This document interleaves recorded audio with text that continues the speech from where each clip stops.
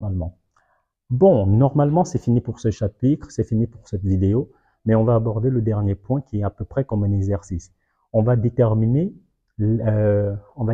en fait l'expression ou bien la forme des matrices associées aux applications antisymétriques. Les applications antisymétriques, notons ici qu'il s'agit bien des L, joli L, sans flèche bien sûr. Donc joli L, on va déterminer l'expression matricielle de ceci parce que L de U ou bien L de Mn peut être vu comme une expression matricielle que multiplie un vecteur parce que ça c'est un vecteur, ça c'est un vecteur, ceci c'est un vecteur. Or, si ça c'est un vecteur, on peut considérer que ça c'est une matrice multipliée par un vecteur qui va nous donner un vecteur. C'est pour ça qu'on peut dire qu'en fait, à L, on peut associer une matrice, une écriture matricielle. Donc, on va essayer de déterminer à partir de sa définition, donc du fait qu'ils sont antisymétriques, donc U scalaire L de V égale à moins V fois L de U, on va essayer de dire en fait que à partir de là, on aura à partir de cette définition, on pourra remonter à la forme d'une matrice associée à une application antisymétrique. Donc, c'est ce que nous allons faire maintenant. Donc, déterminons la forme associée à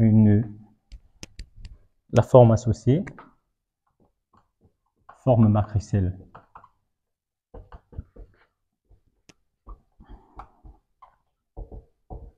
associée à une application antisymétrique. On se place d'abord en dim 2, c'est-à-dire en dimension 2. Alors en dimension 2, ce qu'on sait, c'est tout simplement que notre L sera une matrice 2 fois 2. Donc j'aurai les éléments A11, A12, A13, A22. Bon, pour cette écriture, je mets juste ceci pour qu'on puisse savoir en fait que ça c'est première ligne, première colonne, première ligne, deuxième colonne, deuxième ligne, première colonne et deuxième ligne, deuxième colonne. Donc, la forme vraiment c'est des A et J. Donc en fait, voici ce que je considère comme mon application antisymétrique L. Maintenant, je vais utiliser le fait que L est antisymétrique, donc ceci est vérifié. Alors, dans ma dimension 2, les vecteurs de base sont I et J. I qui est 1, 0 et J qui est 0, 1. Si j'utilise ces vecteurs de base et la définition que je connais d'une application antisymétrique, alors je pourrais dire I scalaire L de I sera égal à moins I scalaire L de I. Donc je prends U et V comme étant I, tout simplement. J'ai I scalaire L de I qui est égal à moins I scalaire L de I. Alors ceci va me permettre d'avoir I scalaire L de I qui égale 0. Parce que là, lorsque je viens dans ce sens, j'aurai 2I scalaire L de I qui sera égal à 0. Donc I scalaire L de I égale à 0. Pareil pour J. J scalaire L de J sera égal à moins J scalaire L de J. Ça va aussi impliquer que J scalaire L de J égale 0. Maintenant, lorsqu'on va prendre U et V différents, c'est-à-dire U qui est I, V qui est J, alors on aura simplement I scalaire L de J qui sera égal à moins J scalaire L de I. Donc voilà les trois relations que nous devons exploiter. 1, 2 et 3. Parce que l'autre, ben, ce sera pareil si on fait U égale à J et V égale à I, on aura toujours la même relation. Donc on connaît déjà ceci. Essayons de voir ce que ça peut nous donner. Alors on va simplement déterminer c'est quoi L de I, c'est quoi L de J. L de I et L de J, c'est juste L que j'ai déjà multiplié, dont j'ai déjà la forme, que je vais multiplier simplement par I. Ça veut dire que mon L de I, c'est tout simplement L fois I, c'est-à-dire A11, A12, A21, A22, que je vais multiplier par I. Et I, qu'est-ce que c'est? Bon, j'ai 2, 2, 2, 1. Ça veut dire que je dois avoir deux lignes une colonne. OK. Donc là, j'ai 1, 0. Voilà. Et ceci va me donner un 2 lignes, une colonne, tout simplement. Donc ceci, L de I, c'est notre matrice L que va multiplier I. Et ceci, lorsque je fais le produit matriciel, comme on l'a vu dans les prérequis, ça me donne, ça c'est une matrice de taille 2, 2, ça c'est une matrice de taille 2, 1. Alors ça va me donner une matrice de taille 2, 1. C'est pour ça que j'ai déjà mis ceci. Maintenant, de taille 2, 1, j'ai juste deux éléments. Le premier élément sera juste la multiplication de ma première ligne fois la première colonne. Et comme il n'y a qu'une seule colonne, c'est normal. Ça veut dire que j'aurai A11 fois 1 plus A12 fois 0, c'est-à-dire A11. Et ici, j'aurai A12 fois 1 plus A22 fois 0, c'est-à-dire A21. Autrement dit, c'est encore la première ligne, tout simplement. Il sera de même pour L de J, qui sera A11, A12, A21, A22, que va multiplier J, qui est simplement 0, 1. Et ceci va simplement nous donner la deuxième ligne, la deuxième colonne, je veux dire, parce que j'aurai A11 fois 0 plus A12 fois 1, c'est-à-dire A12. Et là, pareil, j'aurai simplement A22. Donc, je fais première ligne fois ça pour trouver ça, deuxième ligne fois ça pour trouver ça, tout simplement. Donc, voilà ce qu'on a. Maintenant, quand je vais faire I scalaire L de I, qu'est-ce que ça me fait? C'est comme si j'avais ce vecteur, c'est-à-dire A11, A21, que je vais faire scalaire. Bon, pardon, j'ai dit I d'abord. Donc I c'est qui? C'est 1, 0. Je vais simplement faire scalaire A11, A21. Ceci me donne quoi directement? Ça me donne A21. A11, pardon. Donc, normalement, je ne devais pas le faire parce que ça, c'est 2, 1. Ça, c'est 2, 1. Ça ne se fait pas. Donc, pour avoir un seul scalaire, qu'est-ce que j'aurais dû faire? Pour avoir un seul scalaire, j'aurais dû transposer ceci. Ça veut dire que ce I, au lieu de le mettre dans ce sens, je devais le mettre dans ce sens. Pour être sûr d'avoir, donc je devais le mettre comme ça. 1, 0. Pour que ce soit, en fait, transposé. Lorsque c'est transposé, ça me fait ça. Et là, j'ai une ligne, une colonne, qui est bien sûr un scalaire, qui me donne vraiment ceci. Donc, voilà ce que j'ai. I, scalaire L de I, me donne A11. Et J, scalaire L de J, va me donner 0, 1, fois A12, A22, qui sera simplement A22. Or, j'ai vu que I scalaire L de I égale 0, J scalaire L de J égale 0. Alors, j'ai A11 qui égale à 0, A22 qui égale 0, tout simplement. Ça veut dire que dans ma forme déjà de la matrice, je sais que ces deux éléments, bah, ils sont nuls. OK. Maintenant, je vais déterminer, je vais utiliser la troisième équation pour avoir une relation qui puisse exister entre A de 1 et A 2. Alors, j'ai L de I, j'ai L de J. Si je veux faire I scalaire L de J, ceci c'est bien sûr quoi? C'est 1, 0 fois L de J. Il est où L de J? C'est ceci. Donc j'ai A 1, 2 fois A 2, 2 qui sera égal à moins J qui est quoi? 0, 1 que va multiplier L de I. Or, L de I, c'est quoi? A11. Je peux faire aller doucement pour que personne ne s'embrouille dans les calculs, que d'aller vite et pègre la plupart. Donc là, je vois bel et bien que ceci va juste me permettre d'avoir, quand je fais le produit scalaire, j'aurai 1 fois ça et 0 fois ça. Donc 1 fois ça plus 0 fois ça, ça me fait juste du A12. Donc j'ai A12 qui est égal, il y a déjà le moins qui est là. Maintenant là, j'aurai 0 fois A11 plus 1 fois A21. Donc j'ai moins A21. Vous voyez que je peux simplement remplacer A12 par moins A21, mais A21 par moins A12. Pareil. Alors, ceci va me permettre de déduire de façon générale. Ceci va me permettre de déduire de façon générale la forme matricielle Donc, je sais qu'en dimension 2, la forme matricielle d'une application antisymétrique est la suivante. Là, j'ai 0. Ici, j'ai 0. Si j'appelle ceci une grandeur, je ne sais pas comment je peux l'appeler, je l'appelle tout simplement A. Donc, A12, c'est A. Forcément, A21, ce sera moins A. Donc, si A12 qui est là, je l'appelle A. Ici, j'aurai forcément A21 qui sera moins A. Donc, voilà la forme de l'application antisymétrique. La forme matricielle de l'application antisymétrique en dimension 2. Maintenant, on va faire de même en dimension 3 rapidement. On va le faire pour I, pour J et pour K. C'est légèrement plus long, mais le processus reste le même. Donc, pour alléger les tâches, vous voyez que lorsqu'on fait I scalaire L de I, ça nous donne le premier élément, première ligne, première colonne. Ce qui nous donne l'élément A11. J scalaire L de J, c'est première ligne, deuxième ligne, deuxième colonne, A de 2. I scalaire L de J, qui est ça, vous voyez que ça nous donne première ligne, deuxième colonne, c'est ce que nous avons là.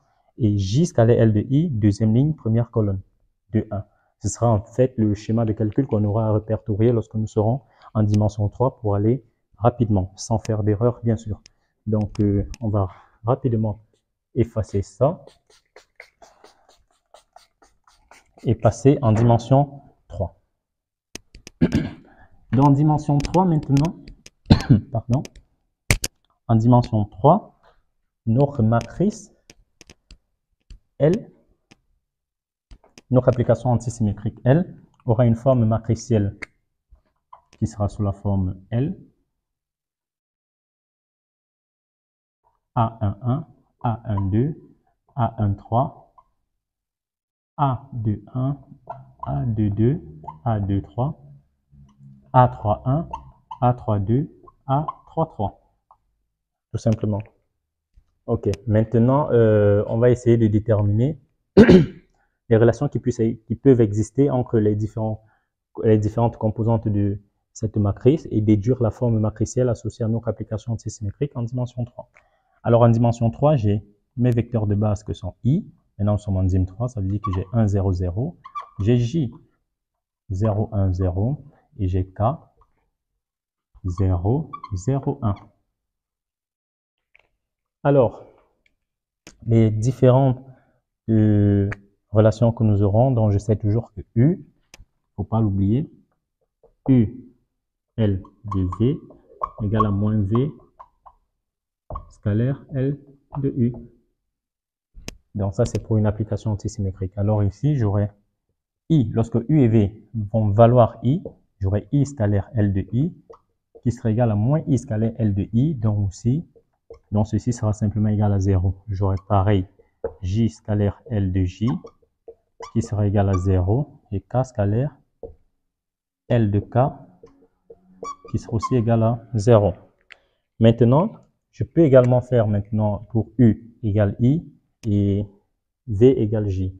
Donc, j'aurai I scalaire L de J qui est égal à moins J scalaire L de I. Maintenant, je prends I et K. J'ai I scalaire L de K qui sera égal à moins K scalaire L de I. Pareil, je prends pour le dernier J et K. J'ai J scalaire L de K qui sera égal à moins K scalaire L de J.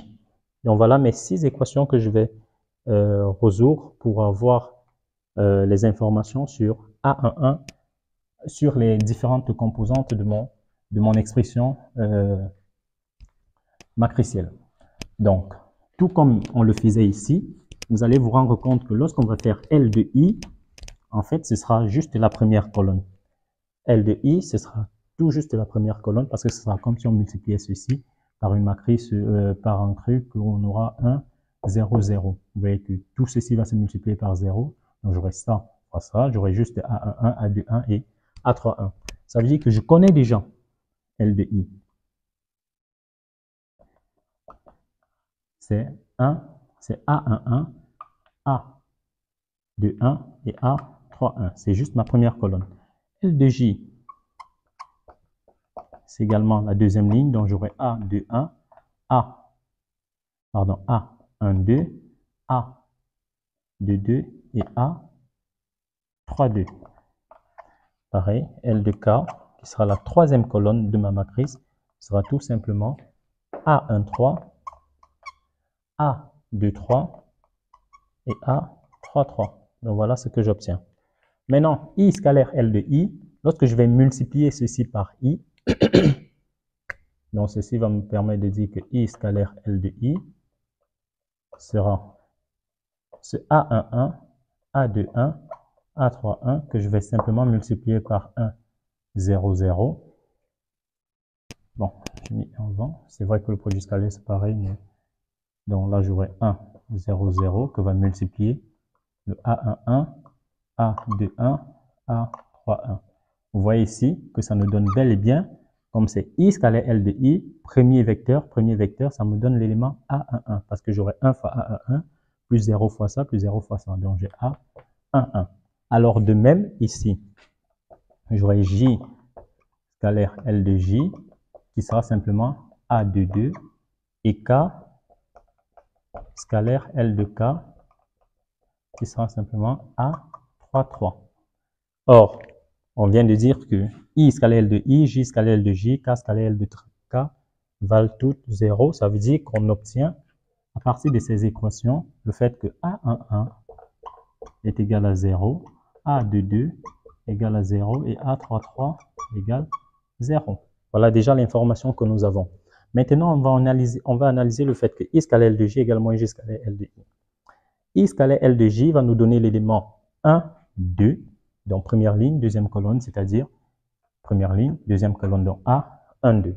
Vous pouvez le retrouver également, si vous venez, vous faites simplement L de J qui est là. Vous allez faire ceci, scalaire L de I, scalaire I. Donc c'est comme si vous venez là, vous multipliez ceci par 1, 0 tout simplement. Vous voyez qu'il n'y a que ce terme qui reste, A1, 2. Donc pour celui-ci, j'aurai de ce côté, j'aurai A1, 2 qui sera égal à moins. Et là, j'aurai J scalaire L de I, deuxième vecteur, premier vecteur, j'aurai A2, 1. Donc là également, ça me permet d'avoir quoi? I scalaire L de K, 1, 3. Donc j'ai A1, 3 qui sera égal à moins A et KI, c'est-à-dire 3, 1. Là également, ça me permet d'avoir quoi? J scalaire L de K, c'est le deuxième vecteur, troisième vecteur, donc j'ai A2, 3 qui sera égal à moins, troisième vecteur, deuxième vecteur, A3, 2. Vous voyez que là, j'ai pu avoir des expressions qui existent entre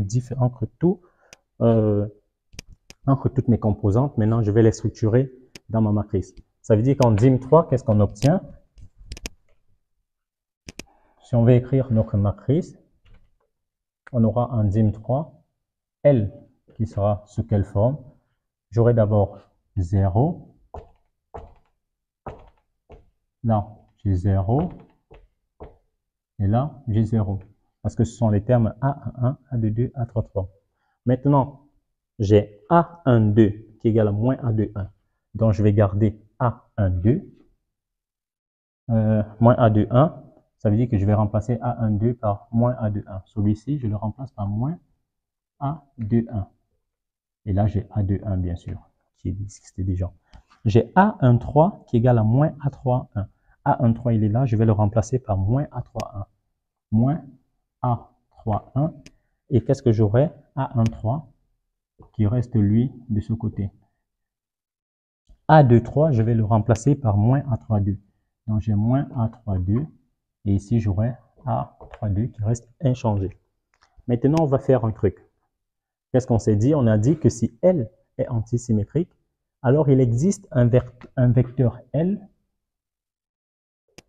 associé à notre champ vectoriel tel que pour tout vecteur U qui appartient à l'espace vectoriel, on a L de U égale à L vectoriel U. Alors, on va essayer d'écrire l'expression matricielle de notre application antisymétrique en fonction des composantes du vecteur associé au champ vectoriel. Donc, qu'est-ce qu'on aura maintenant? On va supposer, vous allez voir, donc ça va juste transformer cette expression pour avoir la forme définitive, de l'expression matricielle d'une application antisymétrique en DIM3, et on va dire, supposons que L, vecteur, a pour composante A, B, C. Parce qu'on sait déjà qu'il existe un vecteur L associé à notre champ vectoriel tel que ceci est vérifié. Alors, et U, on va prendre un U quelconque, c'est-à-dire X, Y, Z. On doit voir cette relation. L de U doit simplement égal, ce sera tout ceci qu'on va multiplier par X, Y, Z, X, Y, Z. Donc, je vais faire directement le calcul. L de U sera égal à quoi? Ça va me donner un vecteur. Je vais lister les composantes là. Première composante, je fais ça fois ça, ça fois ça. Donc là, j'ai moins A de 1 fois Y moins A31 fois Z. Deuxième composante, je fais ça fois ça toujours. J'ai A de 1 fois X moins A32 fois Z. Et ici, j'ai A13 fois X plus A32 fois Y. Voilà ce que L de U m'a donné. Donc, j'ai fait L que je multiplie par U. Maintenant, je vais venir prendre le vecteur L que je me suis fixé avec vos composantes A, B, C et que je vais faire le produit vectoriel avec U, tout simplement. Alors, qu'est-ce que j'obtiens? L vectoriel U ne sera rien d'autre que L qui est A, B, C, U qui est X, Y, Z. Bon, je vais ajouter ma ligne AX pour faire les calculs rapidement. Qu'est-ce que j'obtiens ici? Je barre ceci, je reste avec B, Z, moins C, Y. Deuxième composante, j'ai CX moins AZ. Troisième composante, j'ai maintenant AY moins BX. AY moins BX. Donc, voilà ce que nous avons. Maintenant, on va utiliser cette égalité. Le fait que L de U soit égal à L vectoriel U va nous imposer à faire une égalité entre ces deux termes. Du coup, par comparaison ou bien par identification, qu'est-ce qu'on a? Vous voyez que là, si ceci et ça, c'est le même vecteur, on vérifie bien, on a bien Y et Z, on a Y et Z, on a X et Z, on a X et Z, on a Y et X, on a Y et X. Ça veut dire qu'en fait, le coefficient de Y ici est égal au coefficient de Y là-bas. Donc, j'ai moins A de 1 qui sera égal à qui? À moins C. J'ai le coefficient de Z qui est moins A31, j'ai moins A31 qui est égal à B. J'ai le coefficient de X ici. Bon, j'ai déjà tout qui concerne A de 1, je l'ai déjà. J'ai le coefficient de Z qui est A32, je n'ai pas encore de A32. Donc, j'ai directement le coefficient de Z. Là, c'est moins A32 qui sera simplement égal au coefficient de Z là qui est moins A. Donc, ceci va me permettre d'avoir A de 1 que je vais remplacer par C. A31 que je vais remplacer par moins B. Et A32 que je vais remplacer par A. Alors, au final, je me retrouve avec une expression de L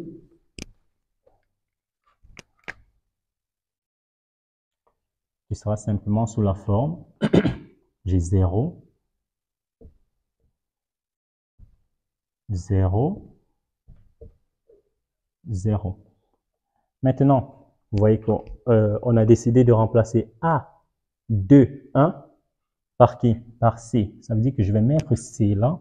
Si je mets C de ce côté, là j'ai moins A de 1, c'est-à-dire j'aurai moins C.